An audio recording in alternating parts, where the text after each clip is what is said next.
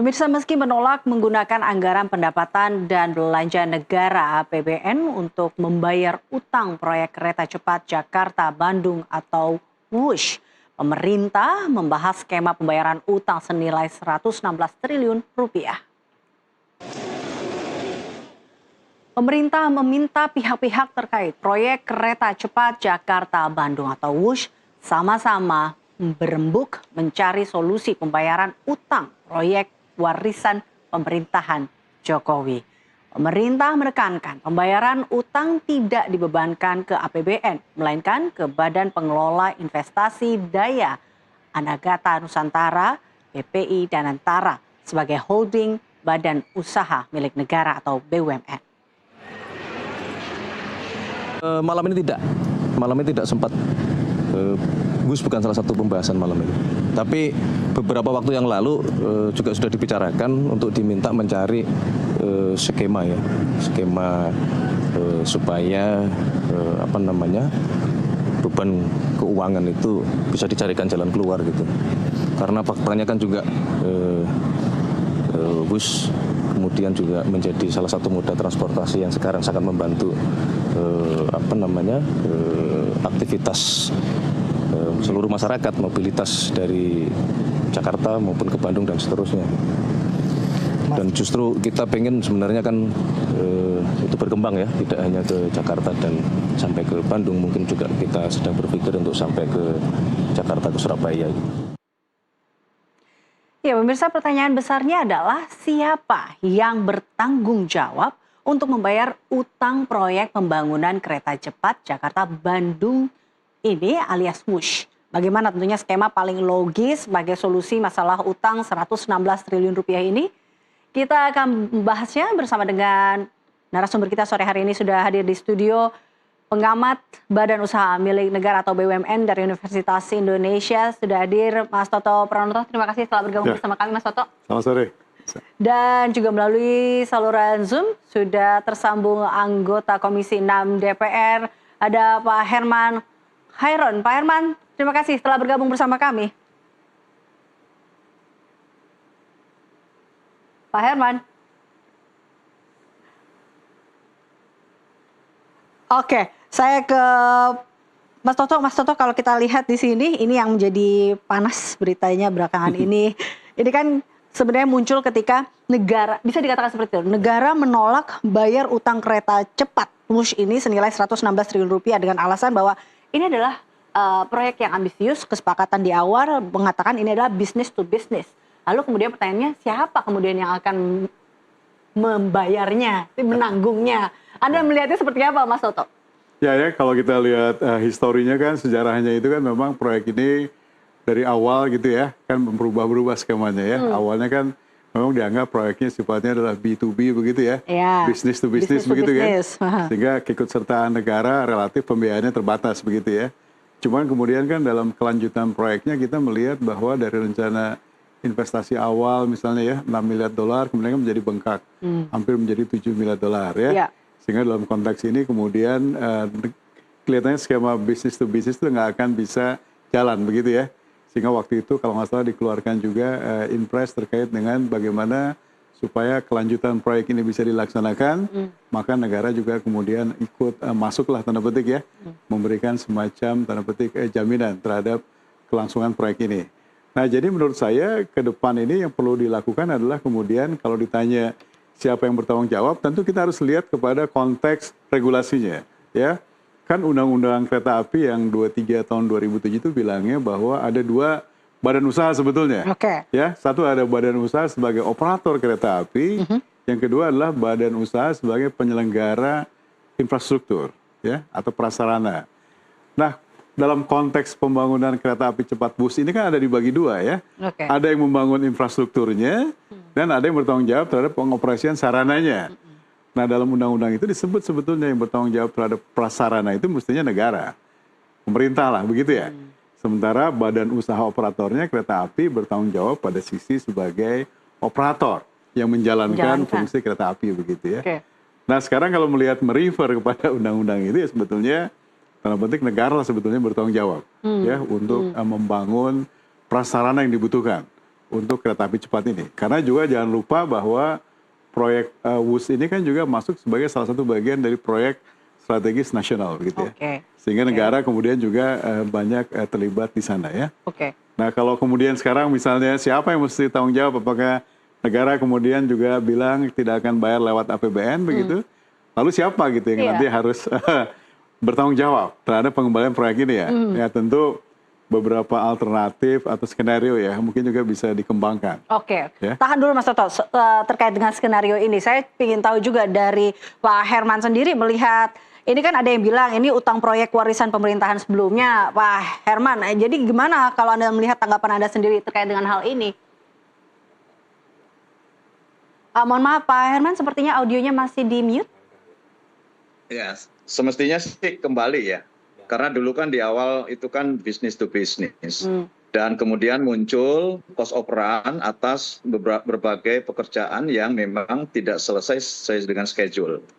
Nah saya termasuk yang banyak mengkritisi sebetulnya. Karena memang sejak awal dipresentasikan oleh konsorsium PT Pilar Sinergi BUMN Indonesia, yang lead firm-nya pada waktu itu masih Wijaya Karya, sebetulnya kan juga tidak visible.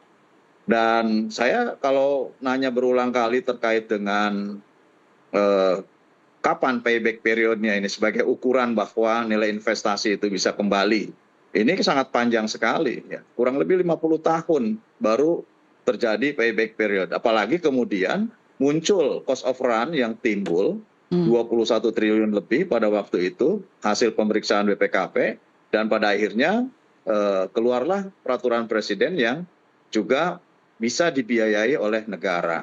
Nah ini memang dinamis sekali terkait dengan kereta cepat ini. Tentu kita tidak bisa flashback lah.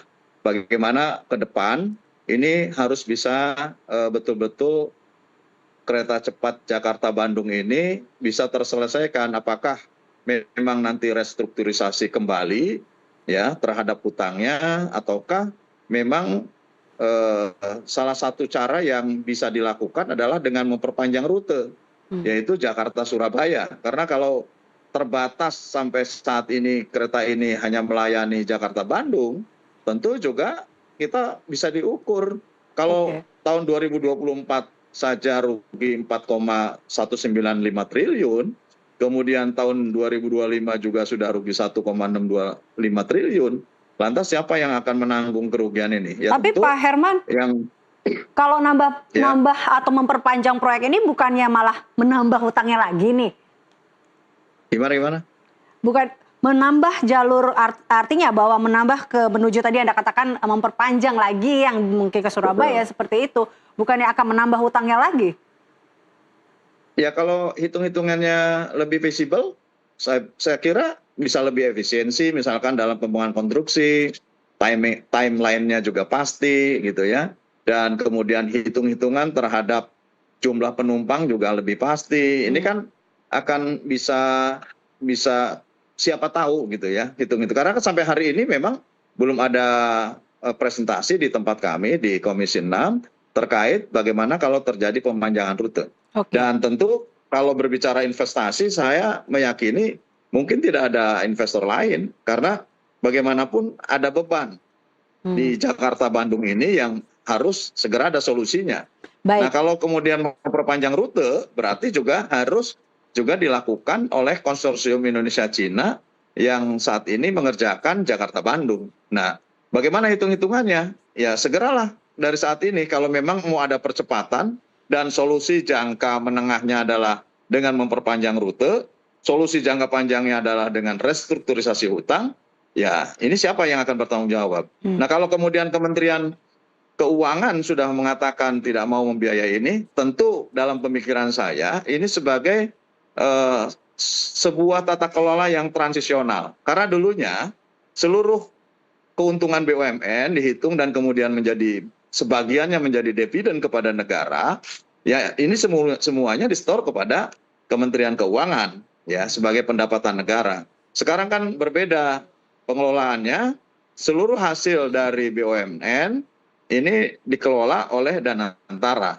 Artinya bahwa Komisi 6 sepakat dengan apa yang dikatakan oleh Menteri Keuangan Purbaya kah seperti itu?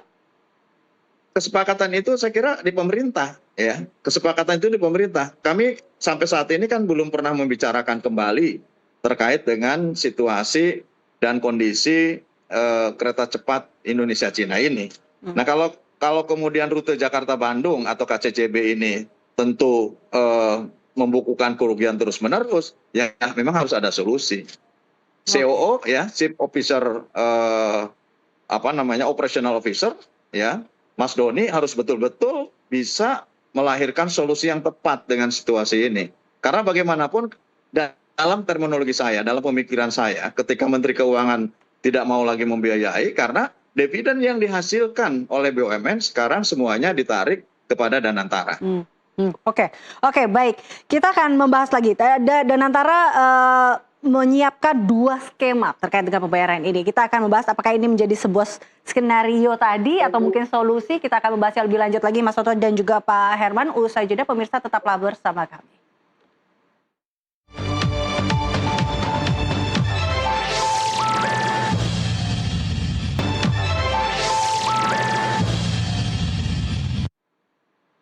Kembali bersama kami dalam Dialog Prime dan masih bersama kami ada Mas Toto Pranoto, pengamat BUMN Universitas Indonesia dan juga ada Pak Herman Khairun, anggota Komisi 6 DPR.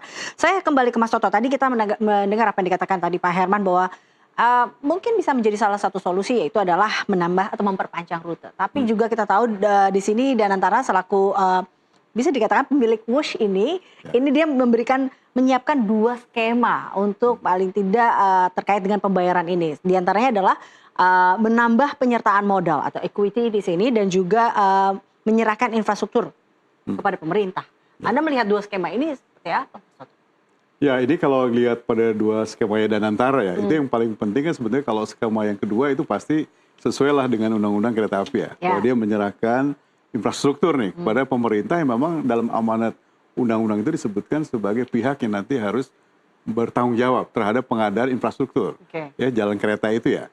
Dan sebetulnya ini bukan perkara yang tidak biasa. Dalam beberapa hal contoh yang lain juga misalnya kita lagi bangun jalan tol Sumatera misalnya ya, diminta misalnya Utama Karya sebagai operator. Nah itu kan juga negara terus memberikan PMN kepada Utama Karya untuk membangun jalan tol akses tol Sumatera tadi, supaya pembangunan infrastrukturnya lancar begitu ya. Nah untuk case-nya kereta api ini juga saya kira kalau kemudian nanti pemerintah misalnya ya akan mengikuti arah dari undang-undang kereta api itu ya sebetulnya mereka yang akan taking care mengenai pengadaan prasarana. Sehingga nanti ke depannya kira-kira pertanyaan berikutnya bagaimana kemudian modal yang sudah disetorkan pemerintah di pengadaan prasarana ini bisa balik ya kira-kira. Nah nanti kan dalam operasinya itu kan ada yang disebut dengan istilahnya adalah traffic access charge. Jadi nanti operator kereta api akan membayar kepada badan usaha penyelenggara prasarana ini atas setiap lintasan yang mereka pakai. Sehingga dalam jangka panjang itu juga mestinya ada source of revenue yang bisa dipakai untuk mengembalikan ya dari sisi investasinya. Tapi jangan lupa juga bahwa kan kita juga berharap bahwa pendapatan atau revenue dari kereta cepat itu kan bukan semata-mata menyandarkan diri kepada istilahnya fare box-nya atau pendapatan dari penumpang saja. Itu bagaimana juga kita sebetulnya bisa mengutilisasi lebih optimal pendapatan lain-lainnya yang mestinya juga itu menjadi potensi besar.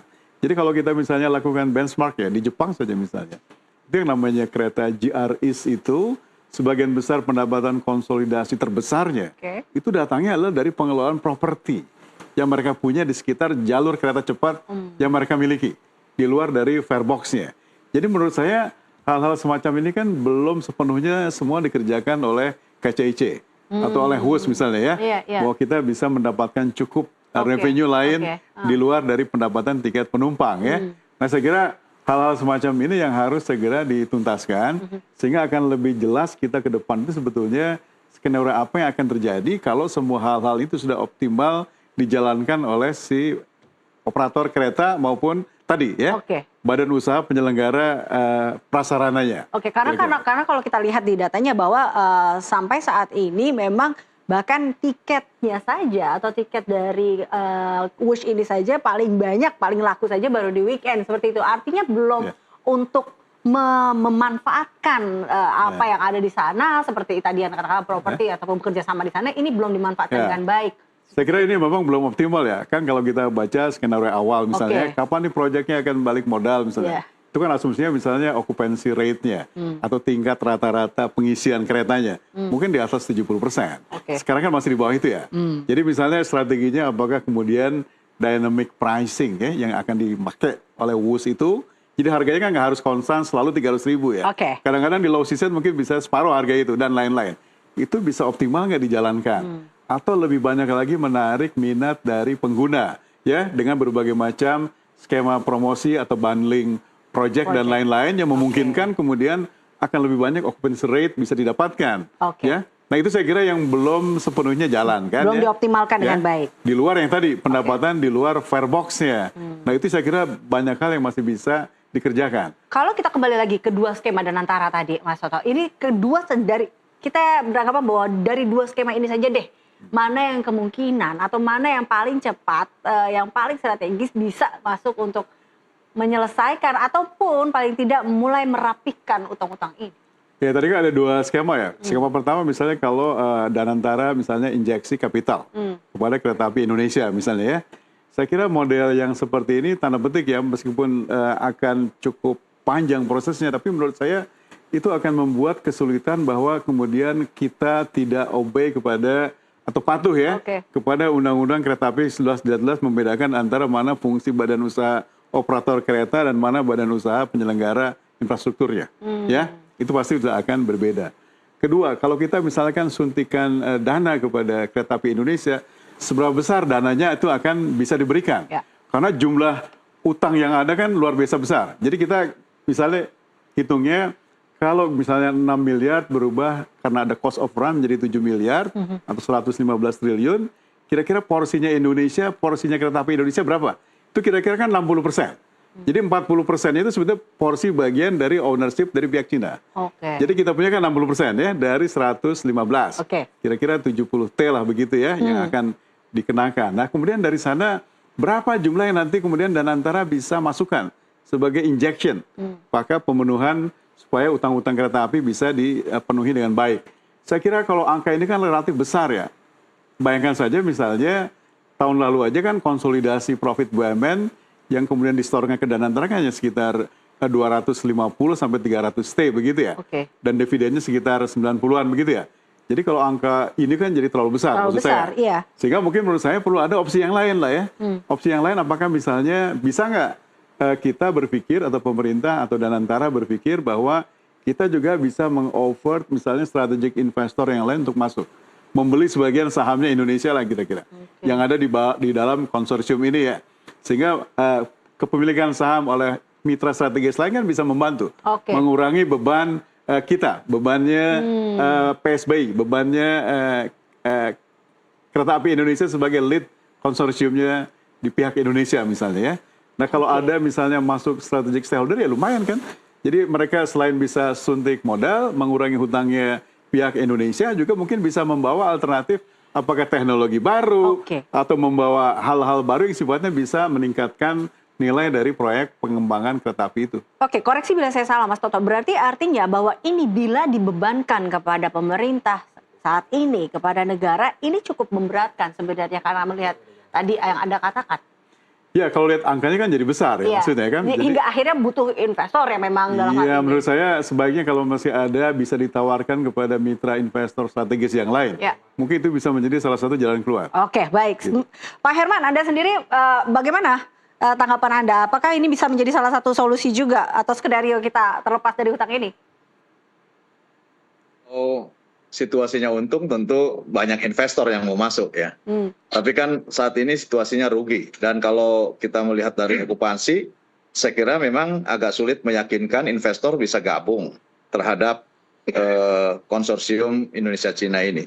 Namun yang lebih penting sebetulnya tadi yang disampaikan Pak Toto adalah memang sampai hari ini fasilitas lain yang awalnya direncanakan ini sebagai bagian nilai tambah ini memang belum bisa diwujudkan. Misalkan dulu kan akan dibangun Kota Walini misalkan. Itu sebagai kota baru di sana. Ini kan juga tidak terwujud. Akhirnya juga berhenti di stasiun Padalarang. Dan kalau melihat fasilitas-fasilitas yang ada kan ini kan memang belum optimal betul gitu. Nah oleh karenanya kita harus mengoptimalkan dulu apa sesungguhnya yang bisa menjadikan nilai tambah terhadap pendapatan di KCIC ini. Dan sehingga kemudian ini yang harus dipikirkan. Nah, yang kedua, ya kalau memang dari sisi pendapatan ini agak sulit untuk bisa menutup, ya mau tidak mau kalau memang ini ya harus diserahkan kepada negara. Saya setuju bahwa nanti yang tergabung dalam konsorsium, baik itu PT Pilar Sinergi BUMN Indonesia maupun yang dari Cina gitu ya, PT Beijing Yanwan ya harus menyerahkan dan mereka sebagai operator. Sehingga nanti negara menjamin terhadap berbagai hutangnya, tetapi pada sisi lain tentu status kepemilikannya beralih menjadi status kepemilikan negara. Sambil harus diyakinkan karena negara juga tidak boleh dirugikan terus dengan situasi ini. Sambil juga bagaimana untuk bisa memenuhi visibilitas terhadap kereta cepat ini. Ya, tadi salah satunya adalah menghitung ulang bagaimana kalau rutenya diperpanjang sampai Surabaya. Penambahan fasilitas-fasilitas misalkan dipikirkan kembali atau diangkat kembali pembicaraan terkait dengan membuat kota baru di sekitar Walini misalkan. Ini kan bisa menjadi tambahan pendapatan baru untuk KCIC. Baik, Pak Herman, ini kan memang tadi yang menarik adalah di sejak awal tadi mungkin Anda juga udah katakan ini, memang proyek ini kan di awal memang memancing pro dan kontra, bisa dibilang seperti itu ya. Ada yang dikatakan bahwa mulai dari pemilihan mitra yang dari di awal Jepang, kemudian pindah ke Cina, kemudian dianggap sebagai sebuah bisnis yang ada yang bilang ini nggak masuk akal dengan biaya yang begitu besar, kemudian bukanlah kebutuhan yang mendesak atau prioritas. Apakah memang dilihat bahwa ini terlalu dipaksakan seperti itu hingga begitu mendesak dan kemudian sekarang jadi seperti bom waktu? Bagaimana Komisi 6 melihat hal ini, Pak Herman? Ya, dulu saya di luar pemerintahan, tentu sangat mengkritisi terhadap rencana kereta cepat ini dan bahkan saya yang meminta audit terhadap KCIC atas usulan cost overrun pada waktu terjadinya penambahan beban investasi. Dan yang tentu mendasari adalah lahirnya keputusan terhadap proyek strategis nasional yaitu melalui Perpres nomor 3 tahun 2016. Ini kan dulunya B2B karena dianggapnya dulu perdebatannya kami adalah negara jangan dibebani lagi jika memang ada proyek-proyek yang membutuhkan investasi sangat besar. Dan dulu diyakinkan dengan Perpres nomor 3 tahun 2016 ini tentu awalnya kan B2B gitu, business to business. Bahkan saya sempat berdebat keras sebetulnya ketika muncul cost overrun. Karena kok hitung-hitungannya menjadi lebih mahal gitu. Hitung-hitungannya menjadi tidak masuk akal gitu. Nah tetapi ya kita jangan berpikir mundur. Justru sekarang yang harus dipikirkan bagaimana ke depan. Pro kontra waktu itu ya jelas kami sangat mengkritisi. Tetapi justru saat ini bagaimana cara berpikir lebih logis, ini sudah menjadi milik bangsa dan sudah beroperasi, terus dipikirkan bagaimana cara ke depan. Dan tentu Danantara dibentuk juga adalah untuk bisa menyelesaikan persoalan-persoalan seperti yang terjadi di kereta cepat. Kalau dibiarkan memang yang bleeding itu adalah PT Kereta Api, Wijaya Karya, kemudian Jasa Marga, dan PTPN karena ini adalah pemilik saham di PT Pilar Sinergi BUMN. Nah, bagaimana juga nanti sebetulnya dengan konsorsium dari Cina. Nah, ini juga harus dibicarakan. Dan saya kira ini adalah PR besar ya kami di Komisi 6 ke depan untuk membicarakan bagaimana langkah-langkah strategis untuk bisa memenuhi visibilitas keuangan mereka sehingga kemudian dari tahun ke tahun tidak rugi gitu. Nah ini yang sedang dipikirkan dan tentu Danantara yang saat ini diberikan otoritas penuh oleh Presiden semestinya ya melahirkan banyak ide gagasan dan tentu solusi yang terbaik bagaimana menyelesaikan perkara hutang di konsorsium KCIC ini. Oke, nah saya tanggapi bahwa perannya Danantara sendiri seperti apa Anda melihat ya dengan tadi ya. Apakah iya ini akan konsisten seperti itu? Pemerintah bisa konsisten melindungi APBN-nya melihat tadi skema Danantara seperti itu? Ya, kalau lihat pada apa yang sekarang sedang dikerjakan oleh Danantara begitu ya, termasuk kewenangannya dan lain-lain ya. Itu memang saat ini kemudian sudah ada perbedaan yang cukup mendasar dibandingkan era di Kementerian BUMN ya. Kan memang sekarang segala macam keuntungan, profit, dividen itu hampir boleh dibilang mayoritas ada di Danantara begitu ya. Sehingga kalau ada BUMN membutuhkan modal kerja misalnya ya, atau membutuhkan modal untuk ekspansi juga mereka mintanya harus ke Danantara. Nggak ya. mungkin lagi minta tambahan PMN ke pemerintah ya. Karena setoran dividen kepada pemerintah juga sekarang relatif menjadi kecil karena semuanya akan dipakai di Danantara. Jadi dalam konteks ini kalau misalnya kemudian tadi Danantara ya mengajukan opsi misalnya dia akan menyuntikkan dana misalnya kepada Kereta Api Indonesia ya. Jadi saya kira yang perlu diperhatikan adalah seberapa jauh kemudian nanti model bisnis yang akan dikembangkan supaya suntikan dana itu tidak berlalu begitu saja. Artinya adalah tidak akan menyelesaikan masalah secara tuntas. Jadi perlu dilakukan langkah-langkah perbaikan yang lebih kritikal, yang lebih fundamental. Bagaimana kemudian Kereta Api Indonesia itu bisa berperan sekaligus ya. Bukan hanya sebagai operator kereta, tapi juga yang harus tanda petik memanage soal infrastruktur ini. Dan menurut saya itu nggak mudah. Kondisinya nggak ideal ya. Tapi kalau akan dipaksakan seperti itu ya saya kira perlu ada model bisnis yang lebih jelas. Jadi artinya dukungan dari Danantara lah ya kepada bagaimana tanggung jawab cost kaitannya dengan infrastrukturnya itu saya kira yang harus ditekankan. Kemudian juga tadi kira-kira seberapa jauh juga kalau misalnya nanti ada kita harus melakukan upaya-upaya misalnya mendapatkan pemasukan dari traffic access charge-nya misalnya. Berapa besar mereka akan bisa mendapatkan pemasukan dari sana ya kira-kira. Dan banyak hal lain lagi yang menurut saya itu nggak mudah. Kalau itu semuanya dibebankan kepada Kereta Api Indonesia, nggak ideal sebetulnya. Tapi kalau itu dipaksakan, saya kira ya tentu harus dilakukan langkah-langkah di mana bisnis plan-nya harus menyesuaikan lah saya kira. Bisnis plan harus sesuai dengan apa yang ada. Tapi tadi kalau saya mengambil apa kata Pak Herman kan sebenarnya ini akan terlihat mudah kalau memang untung. Tapi kan kenyataannya sekarang lagi tidak beruntung ya seperti itu ya Pak Herman ya. Tidak. Jadi bagaimana kemudian ini bisnis plan yang memang dibangun dengan baik, menarik investor seperti itu supaya ini bisa berjalan sesuai dengan harapan, bisa menyelesaikan masalah ini dengan apa yang memang harus dilakukan kemudian ya seperti itu agar skenario ini bisa sesuai. Haruskah ada yang bertanggung jawab di sini untuk menyelesaikan ini? Ya saya kira tadi ya berbagai macam hal usulan termasuk dari Pak Herman juga sebetulnya bukan cuma dari sisi bagaimana kita konsentrasi mengembalikan utangnya, tapi juga konsentrasi kita adalah bagaimana kita bisa membesarkan bisnisnya. Seberapa besar kemudian juga kita bisa lebih meningkatkan kemampuan dari KCIC meningkatkan revenue dengan lebih cepat. Baik dari pendapatan terkait dengan soal penumpang, fare box, atau juga dari pendapatan lainnya di luar itu. Yang itu menurut saya sampai dengan saat ini belum optimal dikerjakan oleh KCIC itu sendiri ya. Jadi kalau bagian-bagian yang terkait dengan soal revenue tadi juga bisa segera dibuktikan, peningkatannya cukup cepat, maka ini juga saya kira bisa menumbuhkan kepercayaan ya kepada publik, kepada investor lainnya juga bahwa ada prospek lah misalnya ya dengan kereta api cepat ini. Sehingga kalau kemudian image-nya semakin bagus, kemudian kan bisa mulai kita menawarkan sebetulnya ya kepada para pihak apakah mereka mau join nggak sebagai investor berikutnya untuk mengurangi porsi Indonesia sehingga utangnya bagian Indonesia juga bisa mulai berkurang ya. Saya agak optimis juga karena kemarin misalnya kan Danantara kan juga baru mengeluarkan Patriot Bonds misalkan. Itu kan juga peminatnya banyak sebetulnya ya. Nah itu menarik sebetulnya ya. Kalau situasinya juga sudah lebih menarik dari segi bisnis, kita juga punya namanya Indonesia Investment Authority. Punya yang namanya INA, Lembaga Investasi milik pemerintah juga.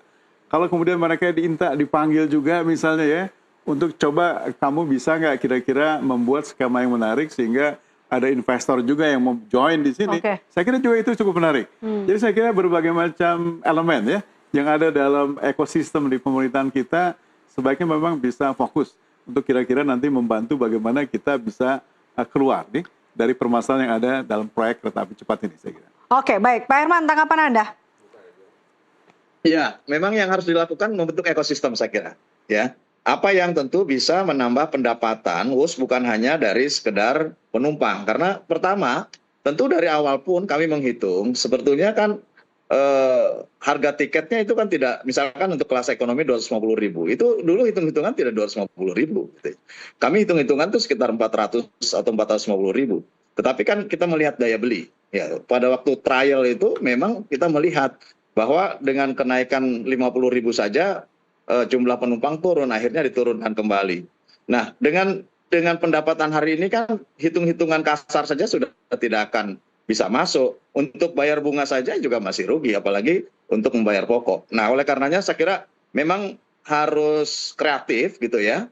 Manajemen KCIC harus membuka kepada investor lain bukan untuk masuk dalam core bisnis dalam kereta cepat, tetapi justru bagaimana membangun ekosistem lainnya sehingga betul-betul ada tambahan pendapatan di luar dari kereta cepat ini. Selain tentu tadi memperpanjang rute dengan berbagai tawaran-tawaran tambahan ekosistemnya tadi. Nah, kalau ditemukan ekosistem yang baru bahwa kereta cepat juga memberikan benefit misalkan terhadap kawasan-kawasan industri di sekitar kawasan Wali ini yang dulu pernah direncanakan. Nah, ini mungkin juga akan mengurangi terhadap beban hutang yang saat ini yang harus ditanggung oleh KCIC. Oke, baik. Mungkin terakhir Pak Herman, jadi siapa mungkin yang harus menanggung utang kereta cepat Wush ini menurut Anda? Ini dulu kan mekanisme dividen itu kan disetor kepada pemerintah. Oke. Nah, otomatis dulu pemerintah bertanggung jawab juga untuk bisa membiayai terhadap proyek-proyek strategis nasional. Namun kan sekarang setiap keuntungan yang kemudian menjadi dividen ini disetor kepada Danantara. Jadi menurut saya sebaiknya Danantara bisa melahirkan gagasan, ide, dan kreativitas atas dividen yang diperolehnya dan kemudian bisa mengadjust terhadap kekurangan ataupun kebutuhan untuk memenuhi visibilitas tadinya di KCIC, seraya menurut saya tadi melahirkan gagasan ide untuk membangun tambahan-tambahan ekosistem baru yang bisa memperkuat terhadap keuangan KCIC.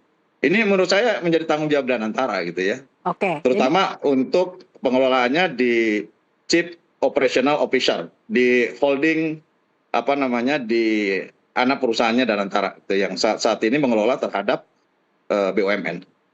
Oke. Jadi peran negara di sini sudah tidak ada ya dalam hal ini ya? Karena dividennya sudah berpindah dari yang dulu disetor kepada negara, sekarang disetor kepada Danantara. Oke, baik. Pak Toto, Anda sendiri bagaimana? Jadi siapa yang seharusnya menanggung utang kereta cepat ini? Ya, saya kira ini kan tanda penting ya, kekisruhannya sudah terjadi dari awal. Oke. Tapi yang lebih penting menurut saya sekarang adalah kita perlu memberikan image baiklah kepada publik, masyarakat, investor internasional dan lain-lain bahwa Indonesia masih patut menjadi negara tujuan ya bagi investasi. Jadi memang kita saya kira perlu menyelesaikan soal ini dengan lebih bijak lah ya. Jadi persoalannya apakah nanti pemerintah atau nanti Danantara yang harus menyelesaikan atau kerjasama di antara kedua belah pihak lah. Saya kira tetap diperlukan. Yang penting nanti image Indonesia sebagai salah satu pilihan investasi global itu tetap bisa terjaga. Karena kalau enggak nanti bahaya menurut saya. Ini masalah terkait dengan soal reputasi. Kalau reputasi tercoreng ya, ini kan repot. Misalnya Danantara punya Danantara Investment Management. Dia menawarkan berbagai macam proyek strategis kepada investor mancanegara. Tapi kalau kemudian mereka melihat ada di proyek Wush dan dianggap tanda petik gagal, itu kan akan merusak reputasi. Jadi yang terkena nanti banyak pihak ya. Jadi menurut saya biarkanlah nanti baik BUMN maupun negara, pemerintah tetap bekerja sama bagaimana menyelesaikan soal Wush ini sehingga kemudian tidak mencederai atau merusak reputasi kita di mata internasional. Oke, kita tunggu bagaimana akhirnya menyelesaikan kasus ini atau menyelesaikan utang ini ke depannya seperti apa hingga tidak merusak reputasi, balik lagi reputasi Indonesia di sini. Terima kasih Pak Herman dan juga Pak Toto telah bergabung bersama kami dan pemirsa kami masih akan kembali usai jeda, tetaplah bersama kami dalam NTV Prime.